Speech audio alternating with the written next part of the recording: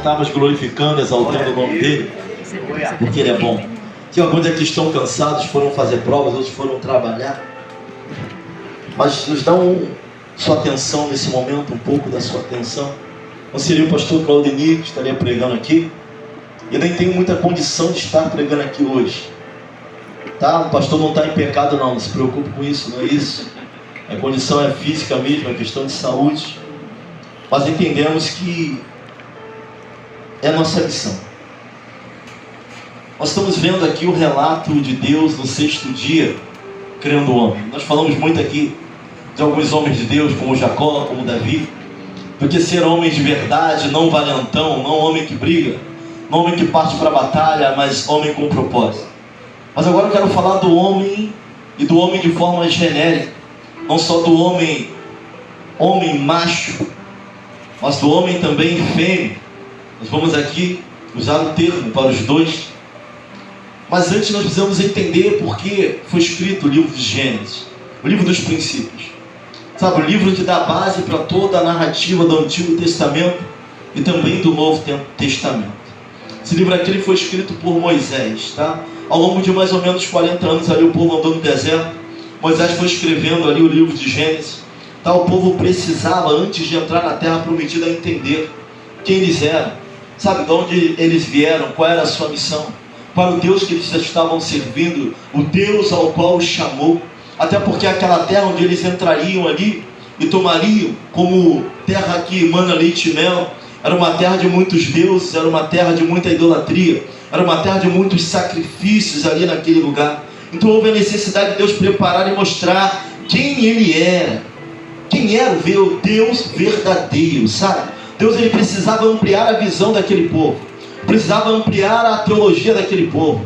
Sabe, eles sabiam que Deus era o Deus dele, da promessa, mas quem era Deus de fato? Deus queria mexer na cosmovisão daquele povo.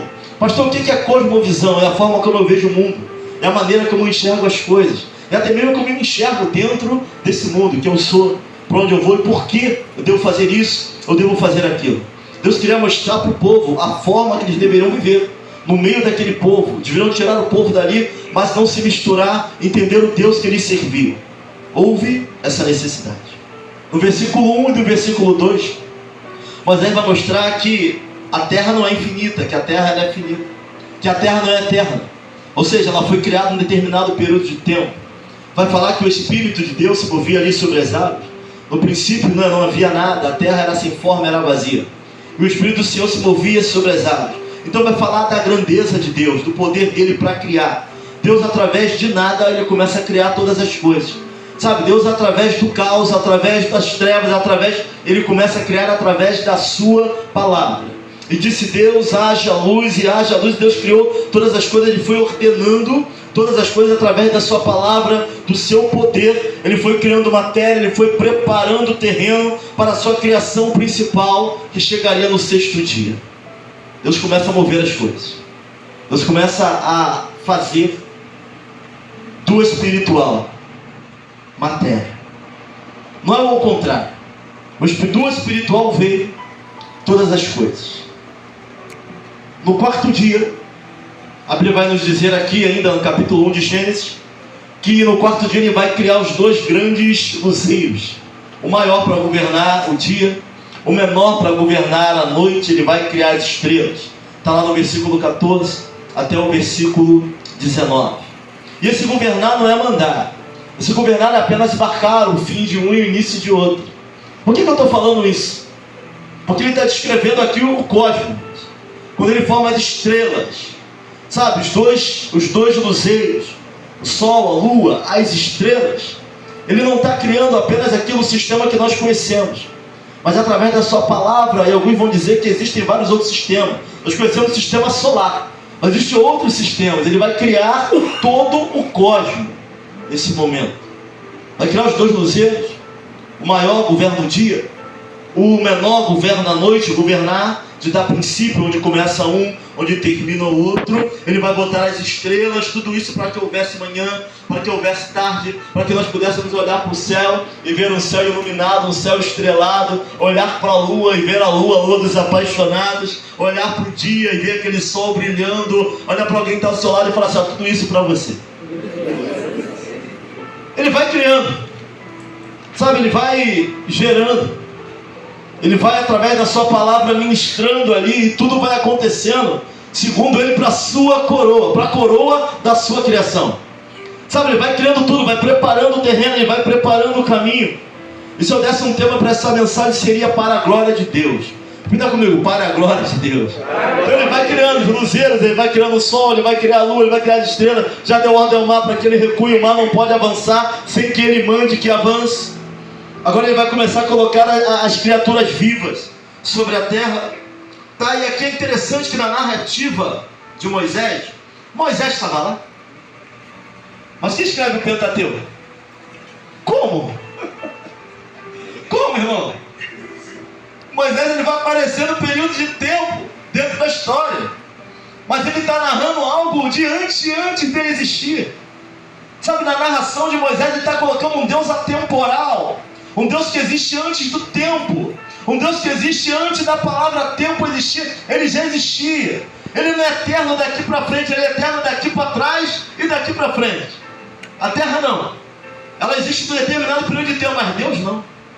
Sabe, ele vem narrando algo que dentro da narrativa e na expectativa dele, de repente vai faltar muita coisa.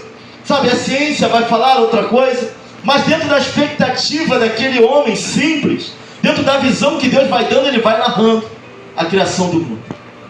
Sol, lua. E alguns adoravam. O detalhe, ele não vai dar nem nome, ele vai falar o luzeiro maior, porque se adorava o Deus Ra no Egito. Então ele não vai nem dar nome. Vai falar, alguém adorava também a deusa lua no Egito. Ele não vai dar nome, ele só vai falar o luzeiro maior para governar o dia, o menor para governar a noite, para falar para eles assim, ó, a lua e o sol são apenas criação de Deus, mais nada. Não são para ser adorados, nem as estrelas. Os egípcios, eles acreditavam que a lua e as estrelas poderiam determinar o futuro das pessoas, e até mesmo o horóscopo. Até hoje algumas pessoas acreditam. Vão lá ver, você que é de Gêmeos, ah, hoje o dia está assim, ah, o sol está virado para lá. Mas a Bíblia vai mostrar que eles são apenas criação de Deus e mais nada. Criação de Deus. Deus vai criar sol, lua, mas que eles não conseguem determinar nada na nossa vida. Tinha gente que só ia trabalhar quando olhava o horóscopo. Gêmeos, você que é de Gêmeos, hoje o dia vai ser ruim para você. Pessoas falsas vão aparecer na tua vida. Tem gente que ficava ali na Rádio Tupi para ver como é que ia ser o dia dele. Mas segundo a palavra de Deus, isso, o sol, a lua, as estrelas, não determinam nada na nossa vida. Só apenas criação de Deus, para a honra e glória do nome dele. Só para isso. Talvez a lua possa influenciar até no mar, eu acho. Talvez, dependendo aí, movimento de rotação, translação. Não, o pessoal aí, né, do Enem sabe o que eu estou falando. Ou não? Sim. Não é isso? Então, vai interferir nisso. Ela está linda. Vai interferir no mar, no nível, nas ondas. Mas na nossa vida, diretamente, não. São apenas mais uma criação. Mais uma criação de Deus. Meus irmãos, do ponto de vista bíblico, e o ponto de vista do narrador, a terra é feita primeiro do que tudo. No princípio, a terra é o quê? Sem forma e vazia. Havia trevas, a terra é o centro do universo, do cosmos. Ponto de vista bíblico. Se tem alguém aqui estudando, aqui, enfim, ponto de vista bíblico. E o ponto de vista bíblico vai dar o ponto de vista do narrador. Ele está vendo a partir da criação, a partir da terra. Então, do ponto de vista bíblico, a terra é o centro de todo o universo. Porque depois é criado os luzeiros em volta da terra. Ponto de vista bíblico. Tem algum astrônomo aqui, não sei, mas do ponto de vista bíblico, daquele que está narrando a história, que está tendo a visão. Eu creio que foi através de uma visão. Tem como isso, ele não estava lá. E Deus, ele compartilha isso com ele para que o povo entendesse de onde veio, quem foi que criou todas as coisas, para que eles nasceram, para que eles estavam, para que estamos nesse mundo, para que estamos passando aqui. Então ele vai mostrar isso para ele. No quinto dia ele vai criar os seres vivos aquáticos. Você pode ler lá. Vai dizer, e houve manhã e tarde no quinto dia, ave dos céus. Vai criar aqueles que vivem nas águas. E a visão é simplória ali de quem está vendo, né? Ele vai dar ali alguns relatos, e é claro que as espécies elas conseguem se adaptar, mas quem é peixe ainda é peixe, tá? Quem é ave ainda é ave, quem é animal ainda é animal, né? Tem aí o evolucionismo, não é isso? Que vai falar que o homem veio do mar. Não, bicho é bicho, gente é gente. A visão bíblica não dá espaço para isso, né? Nós criamos no criativismo, Deus criou todas as coisas. Não no evolucionismo, não. Bicho é bicho, gente é gente. Quinto dia ele vai criar ali os seres vivos. Ou melhor, os vivos, aquáticos, as aves, enfim. No sexto dia, aí Deus começa com os animais terrestres, assim como as plantas, os animais domésticos. E aí vai falar de alguns, até nos mares mesmo, de algumas bestas, de alguns animais grandes. E aí tem aí dentro da mitologia, né? Vai falar daquele demônio que está lá, qual o nome dele? Leviatã. Irmão, não vai explicar. Mas nós entendemos que se é algo criado dessa forma, está andando segundo a natureza daquilo que Deus quer, porque ainda não nos incomodou em nada. Se foi criado algo dessa forma, está quieto lá onde ele tem que estar. E Deus está no controle de todas as coisas. E aqui tem algumas teologias sobre isso aqui. Até em outras religiões, não é isso? Vai se levantar e vai brigar, não sei com quem, é uma briga constante, enfim. Mas Deus vai criar aqui, e na explicação aqui de quem está narrando, né, ele não tem palavras para explicar isso dentro da narrativa. Talvez não fosse para que o homem soubesse. Talvez não fosse. Lá em Manaus, irmãos, tem peixe dentro daquele rio ali esquisito. Cada peixe grande ali que a pessoa nem viu. Ou seja, ali em Manaus, tu imagina no fundo do oceano. Como não é? Mas Deus criou todas as coisas. No sexto dia ele vai começar a criar os animais terrestres. Assim vai criar as plantas, os animais domésticos, animais que rastejam pelo chão, entendendo que essa é a narrativa de um homem, Moisés, de um homem muito simples, diante de uma criação tão gloriosa. E ele está ali. Mas aí no sexto dia ainda vem o clímax da criação. Vem a sua coroa da criação. Talvez a criação que vai ser diferenciada de todas as outras criações. Vai dizer que agora Deus vai criar um ser totalmente diferente. Tudo aquilo que ele criou, tudo aquilo que ele já havia criado, agora no sexto dia ainda ele vai criar esse ser. Agora pela primeira vez a expressão façamos vai aparecer.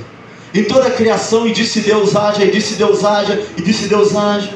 E é interessante que o Evangelho de João vai dizer que no princípio era o Verbo, e o Verbo era Deus, e o Verbo estava com Deus, e todas as coisas foram feitas por ele, e se ele nada do que foi feito se fez, e que é o Verbo que se fez carne? Quem é? Que é o Verbo que foi usado no início da criação, que estava com ele, tudo foi feito por ele, e qual é a palavra? Jesus. Eu estava ali. Essa pessoa não aparece na narrativa de Gênesis, mas pela primeira vez vai aparecer o termo façamos o homem. Pela primeira vez o plural, façamos. E esse verbo é um verbo de realeza, né? Era usado para as pessoas também quando era, não, nós faremos, ele que vai fazer, entendeu? Mas é a realeza, ele é tão real, ele é tão que façamos, no plural. E o verbo vai aparecer aqui, o verbo façamos. Vamos colocar algumas teologias que vai dizer o que? Não, Deus estava conversando com os anjos. Não, mas o anjo não fez nada. O anjo não fez nada. Façamos o homem a nossa imagem e semelhança. Pela primeira vez aqui vai ser indicado a pluralidade do ser de Deus. O que é isso, pastor? Pluralidade do ser de Deus. Sabe, um Deus, mas que dentro do teu ser, do seu ser dele, te mais de uma pessoa. E agora eles vão nomear a pessoa do Espírito de Deus. Vai aparecer aqui na história, o Espírito de Deus movia-se. É uma das pessoas que vai ser nomeada aqui. O Deus que está falando, mas está faltando mais uma pessoa que ao longo da história ela vai aparecer. Ele não narra tudo aqui na narrativa de Gênesis, mas está faltando uma pessoa e não está na ordem de primeira, segunda ou terceira aqui, mas o Espírito já está sendo nomeado.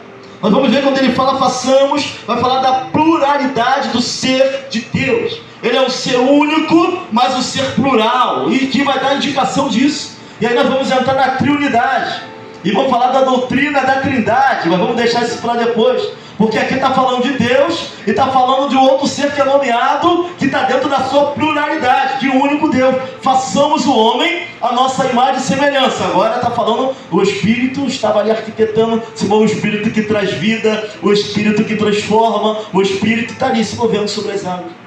Façamos o homem Ele já está arquitetando a nossa imagem e semelhança. Mais de uma pessoa estava ali. Vai falar da pluralidade do ser de Cristo. Mas e como imagem e semelhança se Deus não tem corpo, irmãos? Pastor, mas Jesus veio à terra e o Deus que eu conheço é Emanuel, o Deus conosco, mas aqui ele ainda não tinha vindo. Ele já está falando, façamos o homem a nossa imagem e semelhança. Em que sentido? O homem poderia ser imagem e semelhança de Deus. De toda a criatura, de tudo aquilo que foi feito, agora vem algo diferente. Façamos o homem a nossa imagem e semelhança. Porque o homem foi criado com características morais, espirituais, que refletem o ser e o caráter de Deus. Deus colocou no homem o que ele não vai colocar em nenhuma outra criação que ele tem. Características morais e espirituais. O homem ele é pessoal, o homem ele é inteligente, o homem ele é criativo. E o homem tem a linguagem da fala, do falar e disse. Deus vai colocar no homem características morais, características espirituais. O homem ele é um ser moral, ele é um ser que ama. O homem tem justiça limitada. Nossa justiça é nada em relação a dele. Nosso amor em relação a dele é egoísta. Nosso amor é limitado, fraco, salvar, é egoísta. Ele é o próprio amor, irmãos. Nós tentamos até fazer justiça, mas nós somos o único ser que ele vai criar de toda a criação, com características morais do próprio ser do Criador, do próprio ser de Cristo. Olha para alguém e fala assim, você não é tão natural como você pensa. É o único ser que ele vai botar em toda a criação que tem a característica dele, morais, espirituais, que refletem o caráter dele. Sou eu e você. Entre tudo que ele criou, ele vai nos colocar coroa da sua criação. Sabe, imagem e semelhança não significa igualzinho. Deus ainda tem características que ele não nos confiou. Onipresença, onipotência e onisciência é o que faz ele ser Deus. Mas ninguém tem. Mas ninguém consegue estar em todos os lugares, ver todas as coisas, ter todo o poder e ter ciência de tudo. Ele sabe até aquilo que já vai, ele sabe de todas as coisas. Nós não temos como saber disso. Então essas características são apenas dele. Então ele vai nos colocar na terra como os representantes dele na terra.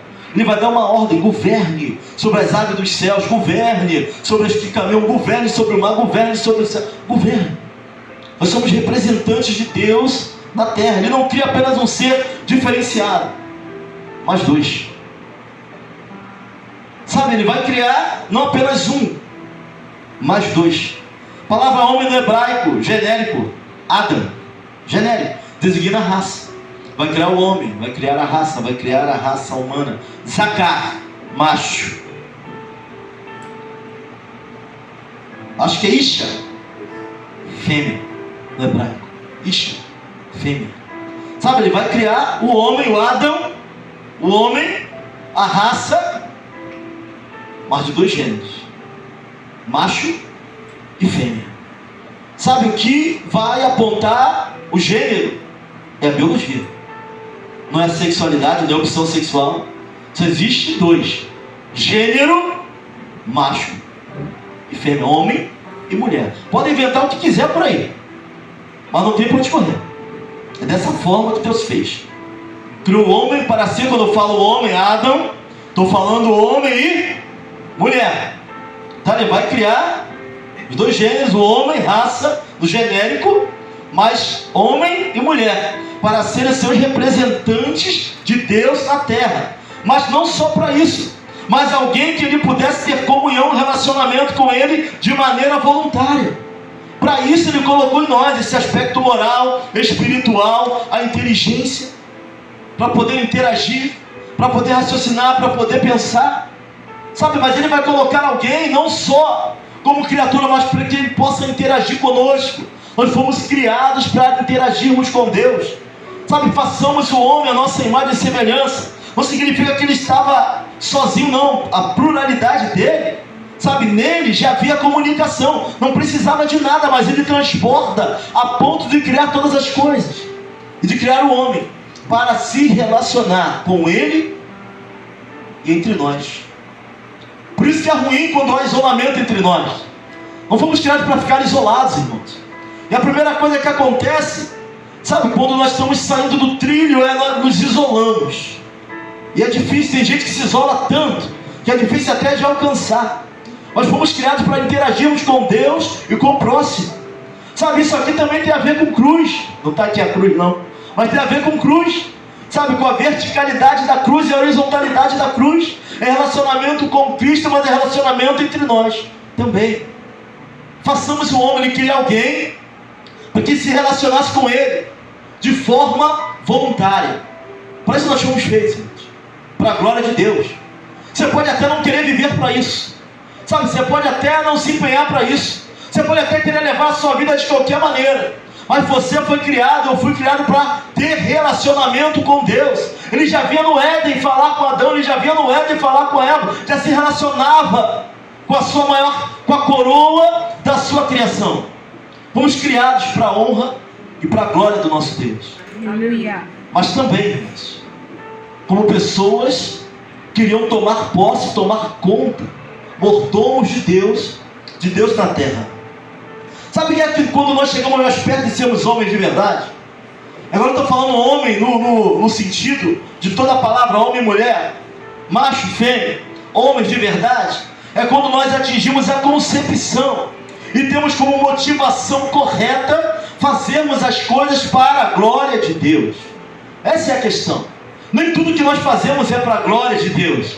Nem tudo que nós fazemos, pastor, o que é fazer para a glória de Deus? Se nós somos filho dele, somos amigos dele, se entendemos que tudo ele fez para nós, ele criou todas as coisas para nós, as estrelas de manhã. Imagina se só tivesse manhã, só tivesse tarde, só tivesse noite. Sabe, servimos a um Deus equilibrado. Criou manhã, criou tarde, noite, criou homem, mulher, família, marido, esposa, filhos, direita, esquerda, centro, Pai, Filho, Espírito Santo, corpo, alma, espírito, direita, esquerda, centro, sol, lua, estrela. Um Deus extremamente equilibrado. Extremamente equilibrado. Por isso que a gente prega aqui, não surta não. Sabe, às vezes a intenção do inimigo é nos tirar do equilíbrio, mas nosso Deus é completamente equilibrado, não sai do controle de nada. Aleluia. Nos criou para a honra e glória do nome dele. Aleluia. Sabe, temos que pensar em Deus, irmãos. Viver para Deus não é ser um fantasma. Você tem que casar, ter a sua experiência, sabe, mas que as nossas decisões sejam decisões baseadas na glória de Deus, sejam para a glória de Deus. Se trabalhamos, que seja para a glória de Deus. Se pregamos, se cantamos, se louvamos, se tocamos, que seja para a glória de Deus. Sabe onde que entra a frustração na vida do homem? É quando a nossa motivação é errada. Nós ficamos frustrados quando nós só fazemos para nós, ou fazemos para aparecer, ou até dizemos, pastor, eu faço para Deus. Mas nem sempre isso é verdade. Se é para a glória de Deus, vai valer a pena. Se é para a glória de Deus, então permaneça. Se é para a glória de Deus, vai ter coroa. Se é para a glória de Deus, vai ter galardão. Porque Deus, ele é justo em tudo aquilo que ele faz. Se é para a glória de Deus, irmãos, ainda que ninguém esteja vendo, ele está vendo. Se é para a glória de Deus, olhe pela vida de alguém. Se é para a glória de Deus, pregue para alguém. Se é para a glória de Deus, vale esse evangelismo. Se for para a glória de Deus, vai valer a pena. Mas a questão é que algumas vezes nós até falamos que fazemos para Deus, mas existe um abismo entre falar e viver. Até achamos, eu acredito que alguns até acreditam que estejam fazendo, mas aí virão as dificuldades e as provações, e aí a gente vai ver se realmente estamos fazendo para a glória de Deus ou não. Sabe, imagine, se tirasse o tamborim de Miriam, se tirasse a vara de Arão, se tirasse o púlpito, tirasse esse microfone, tirar o teu carro, quem você é? Se é para a glória de Deus, você ainda vai saber o seu lugar. Se faz para a glória de Deus, se ora para a glória de Deus, se louva para a glória de Deus, você ainda vai saber quem você é, ainda que ninguém saiba, ainda que ninguém te veja. Se é para a glória de Deus, você vai permanecer naquilo que Ele colocou para você fazer. 1 Coríntios capítulo 10, versículo 31. Quer vocês comam, bebam, façam qualquer outra coisa, façam tudo para a glória de Deus. Pastor, eu quero casar porque eu tenho que casar, eu quero ter uma família, mas que a minha família seja para a glória de Deus. Que o meu marido e meus filhos louvem e honrem o nome do Senhor. que a minha casa seja para a glória de Deus. Sabe, se a motivação for errada, tudo perde sentido. Basta uma não palavra de incentivo, basta um não tapinha nas costas, basta alguém não te olhar, basta alguém não te ver, basta a agenda fechar, basta a pregação acabar, basta uma palavra contrária, tudo perde o sentido se a motivação for errada. Esse 1 Coríntios está dizendo: quer façamos qualquer coisa, quer ensinamos, quer adoramos, quer estejamos em qualquer lugar, seja para a glória e honra do Senhor. Que a nossa motivação seja a mais correta possível. Só dá para entender, sabe, o que é ser um homem de verdade se tivermos os pés da cruz, irmãos. Sabe, se formos fazer tudo para a glória, senão nada vai fazer sentido. Trabalhar demais não vai fazer sentido. Correr atrás de dinheiro o tempo todo. Sabe, se dinheiro não é a solução para tudo. Alguém vai falar: pastor, dinheiro até ajuda, mas tem rico se matando, presbítero Léo. A falta do dinheiro até traz o caos, a preocupação, rebenta com relacionamentos. Sabe, mas o fato é que se dinheiro fosse a solução para tudo, rico não se matava, milionário não estava em depressão nem saltando do 21º andar. Não é resposta para tudo. Sabe, sem Deus, irmão, sem a glória de Deus, sem a manifestação de Deus, o homem é vazio. Você pode falar, você pode sorrir aqui, mas daqui a pouco esse culto vai acabar, você vai para sua casa. E se não entender o que é o amor de Deus na nossa vida, não entendemos nem a nossa posição no mundo, fica difícil entender quem somos. Alguém falou sobre orfandade, a irmã Nília falou que ele é o pai. Se ele já é o pai, deixamos de ser órfãos. Se ele é pai, deixamos de ser órfãos, porque o Espírito que está sobre nós não é de orfandade, não é de temor, não é, mas é o Espírito de adoção. Sabe, isso vai dizer lá em Romanos capítulo 8, o Espírito que está entre nós é de adoção. Precisamos entender esse amor, que fomos criados para a honra e para a glória dele. Sabe, se pregar é para a glória do Senhor, se canta seja para a glória do Senhor, se dança seja para a glória do Senhor, permanece, faz, vai valer a pena, se for para a glória do Senhor, se o incentivo for correto, se a motivação for correta, se é para a glória do Senhor, as coisas vão se ajustar. Agora só não queira essa glória para você. Essa glória é pesada demais para mim e para você. Só existe um que pode levar essa glória. E o homem cai quando ele quer a glória que não é dele, não pode ser dele, ele não pode suportar aquilo que é de Deus. A glória é do Senhor. Pesada demais, impossível qualquer homem carregar. Quando eu olho para Davi, lá em 1 Crônicas capítulo 17, ele foi muito citado aqui nesse seminário, o rei Davi. E olha que nós vamos ver o adultério de Davi, isso marca Davi, mas não tira Davi como homem segundo o coração de Deus. Interessante que era um homem, irmãos, quebrantado a esse ponto. A questão não é a perfeição. Pastor, ser homem de verdade é ser perfeito? Ser homem e mulher, não, a gente vai errar. Sabe, a gente vai meter os pés pelas mãos, os sentimentos vão falar mais do que deveria. Não é, mas é como eu me retrato, como eu vou para Deus, sabe? Como eu abro a minha mente, como eu vou salmodiar. Não salmos de Davi. Alguns vão dizer assim: pastor, a forma que a mulher adora, a mulher dá mais liberdade. Eu quero ver a mulher escrever algo semelhante a Davi. Pode pegar a maior escritora hoje. Não estou aqui colocando um desafio entre homem e mulher, mas para ver o nível de quebrantamento do coração daquele homem, mesmo errando muito, ele se voltava para Deus, sabe? Salmo 51, não afaste de mim o teu espírito, não me lance fora da tua presença. Não tinha medo de fariseu, jebuseu, saduceu, tudo que acaba com eu, nada disso Davi temia. Mas ele sabia que sem a presença de Deus, sem a glória de Deus sobre a vida dele, ele não era ninguém. 1 Crônicas capítulo 17, Davi é barrado de edificar um templo. Sabe, Davi, ele acorda ele querendo edificar um templo ao Senhor. Ele vai falar para o profeta: o que você acha? O profeta, tem hora que o profeta fala dele, e tem hora que o profeta fala de Deus. O profeta vai falar assim: não, tudo bem, para mim, em outras palavras.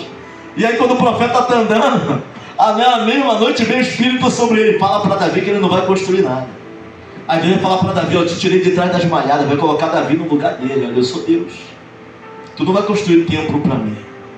1 Crônicas capítulo 22, do 8 ao 10, ele vai falar para Davi: tu não vai construir, mas o teu filho vai. Olha só, ele vai tirar de Davi o desejo, não vai deixar Davi fazer. Davi vai falar que era um homem de guerra, que era um homem com as mãos manchadas de sangue, mas Salomão vai fazer o templo. Você não vai, mas Salomão, teu filho, vai fazer. 1 Crônicas capítulo 28, Davi, ele prepara tudo, irmãos. Quem é que é barrado de estar num lugar e prepara um lugar para outro entrar? Quem faz isso? Você está entendendo aqui? Deus vai falar para Davi: Davi, olha, você não vai fazer não. Quem vai fazer é teu filho Salomão. Aí ele vai preparar tudo: a madeira, o ouro, o mármore. Sabe, Davi vai fazer uma campanha. Davi vai, a planta do templo, ele vai preparar. No capítulo 28, ele vai entregar a planta para Salomão. Tipo assim, ó, Deus não me deixou fazer, mas o meu filho vai fazer. Sabe, não é porque eu não vou fazer que eu também não vou participar. Não é porque o meu nome não vai sair que eu não vou estar. Sabe, se é para a glória de Deus, vale a pena fazer. Mesmo você não estando na primeira fila, vale a pena fazer. Mesmo o teu nome não sendo citado, vale a pena fazer. Não é para a glória de Deus? Glória a Deus. É para a glória de Deus. Pastor, eu faço para Deus, então a gente não precisa de placa. Se é para Deus, eu não preciso de placa. Ele está vendo, ele sabe que eu sou.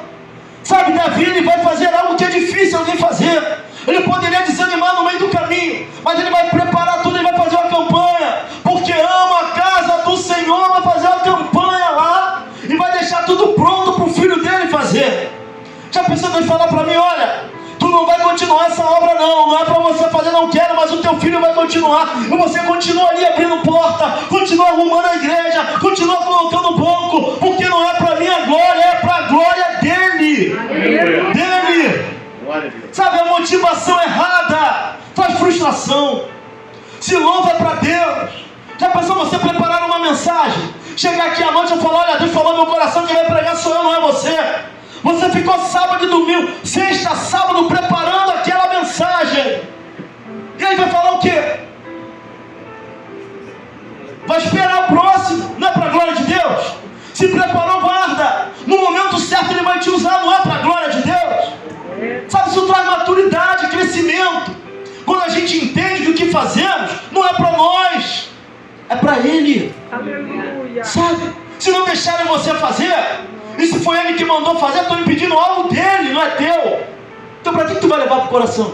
Se é para a glória dele, não é para você. Pastor, mas eu faço para Deus, então por que tanta confusão? Eu faço para Deus, então por que tanto incômodo? É para Deus. Fica tranquilo. Deus conhece o teu coração e sabe quem você é, a tua vontade, e está adorando e está glorificando o nome dele. Calma. Não é para Deus, não é para a glória de Deus. Ele vai ajustar as coisas. Sabe, Davi prepara tudo, mas não consegue construir o templo. Salomão constrói o templo, mas ele entendia que era para a glória de Deus. 1 Pedro 5, 4 fala da coroa da glória. É isso que eu estava falando. Tiago 1, 2 fala da coroa da vida. 2 Timóteo 4, 8 fala da coroa da justiça. 3 coroas vão aparecer na Bíblia. Paulo vai dizer que já estava sendo entregue por libação, tinha combatido o bom combate, encerrado a carreira, guardado a fé. Vamos olhar a trajetória de Paulo. Houve resistência, queriam matar Paulo. Paulo vai entregar alguém na mão de Satanás, vai orar lá, vai falar que ele fez muito mal para a vida dele. Você vai ver as guerras da vida de Paulo. Ele vai falar que agora já é esperado a coroa da justiça. Nós vamos ver pelo menos 3 coroas na palavra. Isso é interessante, né? Coroa da glória, coroa de glória, coroa da vida e coroa da justiça. O presbítero Léo mandou para mim lá. Estava falando de coroa e a gente, nas nossas discussões, eu achei interessante isso. 3 tipos de coroa. Mas pastor, se Deus nivela todo mundo igual, para que uma coroa? Ô Gisele, para que uma coroa nos céus, Gisele? Para que uma coroa? Eu brincava que quando eu chegasse no céu eu ia olhar para Moisés, eu com uma ervilha na cabeça e Moisés com um galardão, uma coroa gigante, andando todo torto assim. Eu falava: Senhor, eu não fiz nada. Não fiz nada para Deus ainda. Eu brincava lá em casa: eu sei, o pastor só está brincando coisa, mas na nossa intimidade, né? Aí a Lília falava: onde eu vou estar com a chapinha assim, brilhando aqui, ó, no meio. O importante é chegar lá. O importante é chegar lá, né? Com a coroa gigante, com o pescoço todo, com a coroa do tamanho de ervilha. O importante é chegar lá. Mas por que essa coroa? Por que Paulo vai falar da coroa? Por que a coroa, gente? Se lá todo mundo é igual, para que a coroa? A gente vai lá em Apocalipse. Vai comigo lá em Apocalipse 4, versículo 10 e 11. Por que teria uma coroa no céu? Um galardão, uma coroa. Cada uma coroa diferente. Para que isso? Apocalipse 4 fala da adoração dos céus. Que não é qualquer adoração, não. Na epígrafe, adoração a Deus no céu. Vai falar assim o versículo 10. Os 24 anciões prostravam-se diante do que estava sentado sobre o trono, e adoravam o que vive para todo sempre, e lançavam as suas diante de quem? A coroa é tua ou é dele? A coroa é para lançar diante de quem? Diante daquele que tem todo o poder, autoridade e glória para receber. A coroa é para o teu destaque ou é para lançar diante dele? A coroa é para mim, para você, ou para oferecer diante daquele que tem todo o poder dos céus e na terra? Para que a coroa? A coroa é para mim? A coroa é para eu chegar lá e ficar mostrando a minha coroa? Não, a coroa é só para eu falar assim: Senhor, tudo que tem sou, é porque o Senhor me fez ser. É assim. Aleluia! Todo louvor, toda adoração, meu chamado, tudo que tenho é teu. Tudo que há em mim é teu. Tudo que sou é teu. Sabe, cheguei aqui vivo, respiro, num corpo incorruptível, para a honra e glória do teu nome. É para ti, é para ti, é para ti e é para ti. 24 anciões. Isso é verdade aquilo que eu vou falar? Alguma teologia vai apontar para isso? Antigo Testamento vai falar de 12 tribos. Novo Testamento vai falar de 12 o quê? Apóstolos. 12 mais 12, 24. Todos alcançados no Antigo e no Novo Testamento. Todos alcançados na história da humanidade por Deus. Os 24 anciões. Santo, santo, santo. Pegando a nossa coroa, pegando o nosso galardão e colocando diante daquele que nos fez chegar lá. Aleluia. O caminho vivo, Jesus. Sabe, nós somos coroas, a coroa da sua criação, criados para a honra e para a glória do seu nome. Só dá para atingir o termo de verdade se estivermos debaixo dos seus propósitos. Fora do propósito do Senhor, não tem como ser homem de verdade. Homem de verdade é aquele que vai ser o que foi criado para ser. Tu pode até viver o que tu quer da forma que tu quiser. Ser homem de verdade é aguentar o não de Deus. Você sabe que o não é para a glória de Deus na tua vida? As portas que se fecham também é para a glória de Deus na tua vida. As portas que Ele abre para a glória de Deus na tua vida. Quer façamos qualquer coisa, seja para a glória de Deus. Até pessoas que Deus vai afastar ou afastou da tua vida, é para a glória de Deus na tua vida.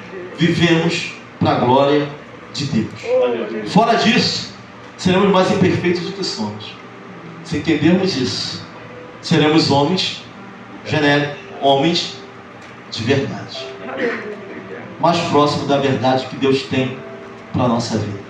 Então olha para alguém e fala para ele: você vive para a glória de Deus. Todo o nosso talento, toda a coroa, eu espero ter uma, é para chegar diante dele, ó. Tudo que tenho, tudo que sou, tudo que fui, pertence ao Senhor. É dele, é dele, é dele, é dele, é dele. Dele, deixa eu ficar em pé.